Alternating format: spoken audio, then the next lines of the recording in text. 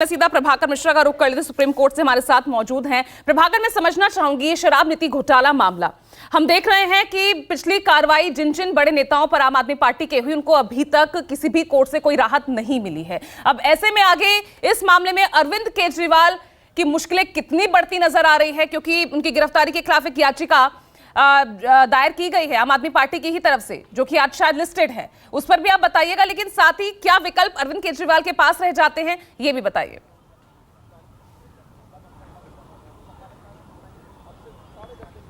पहली तो ये बात कि अरविंद केजरीवाल की तरफ से जो रात में याचिका दायर हुई थी वो याचिका सुनवाई के लिए लिस्ट नहीं हुई है, इसलिए अरविंद केजरीवाल के वकील आज 10:30 बजे मुख्य न्यायाधीश की बेंच के सामने तत्काल सुनवाई की मांग करेंगे।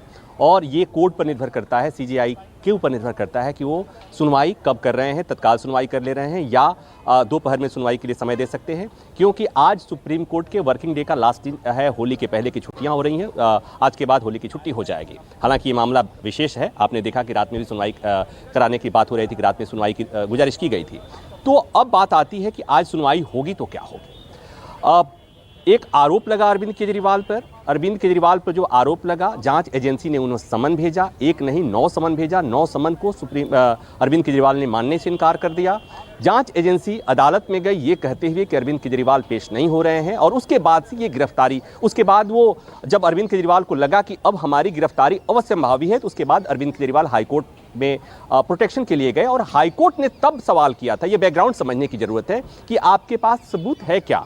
और हाईकोर्ट के पास जब ईडी ने वो दस्तावेज, वो सबूत रखे, कोर्ट ने उस सबूतों को देखने के बाद से अरविंद केजरीवाल को गिरफ्तारी से संरक्षण, प्रोटेक्शन देने से मना कर दिया। और वही एक मोमेंट था जब ईडी को लगा होगा कि हाँ, हमने जो सबूत इकट्ठा किया है, अगर उससे हाईकोर्ट कन्विंस है कि इन्हें प्रोटेक्शन नहीं दिया जा सकता, उसके बाद से ईडी अरविंद केजरीवाल के घर जाती है, उसके बाद से अरविंद केजरीवाल को गिरफ्तार कर लेती है। अब बात आती है कि जैसा मनीष सिसोदिया के साथ हुआ, जैसा संजय सिंह के साथ हुआ, ये जो पिछला अनुभव बताता है कि अरविंद केजरीवाल की मुश्किलें बढ़ने वाली हैं, क्योंकि संजय सिंह ने भी उस गिरफ्तारी को चैलेंज किया था।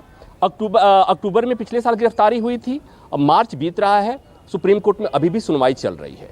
और इस दौरान जब उन्होंने गिरफ्तारी को चैलेंज किया था, उनकी याचिका सुप्रीम कोर्ट में पेंडिंग है। इस बीच में उनकी जमानत याचिकाएं भी निचली कोर्ट से लेकर के और हाई कोर्ट तक खारिज हो चुकी है।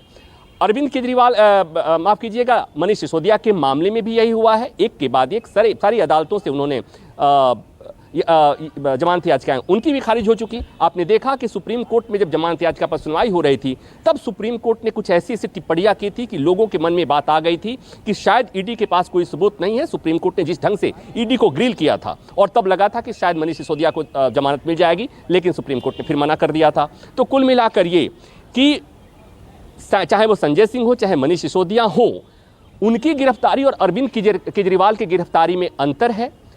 और इस अंतर को समझने के लिए ये समझना जरूरी है कि पहले पृष्ठभूमि कैसे बनाई गई, कि कैसे पहले मनीष सिसोदिया की गिरफ्तारी हुई, फिर उसके बाद से किस तरह से जो सरकारी इसमें गवाह बनाए गए, उसके बाद से फिर संजय सिंह की गिरफ्तारी हुई, और उसके बाद आखिर में अरविंद केजरीवाल की गिरफ्तारी के पहले ईडी को पता रहा होगा कि अरविंद केजरीवाल आम आदमी पार्टी के कन्वेनर हैं, सर्वे सर्वा हैं, एक पार्टी के 3 टाइम के मुख्यमंत्री हैं, तो उनकी गिरफ्तारी में कहीं से किसी तरह का लूप होल नहीं होना चाहिए। इसलिए फुल प्रूफ तैयारी की होगी ईडी ने। तो आज सुप्रीम कोर्ट में सुनवाई होगी, तो इसी आधार पर कि फ्रीडम के आधार पर, व्यक्ति की स्वतंत्रता के आधार पर ये दलीलें रखी जाएंगी सुप्रीम कोर्ट के सामने कि उनकी गिरफ्तारी गलत ढंग से हुई है।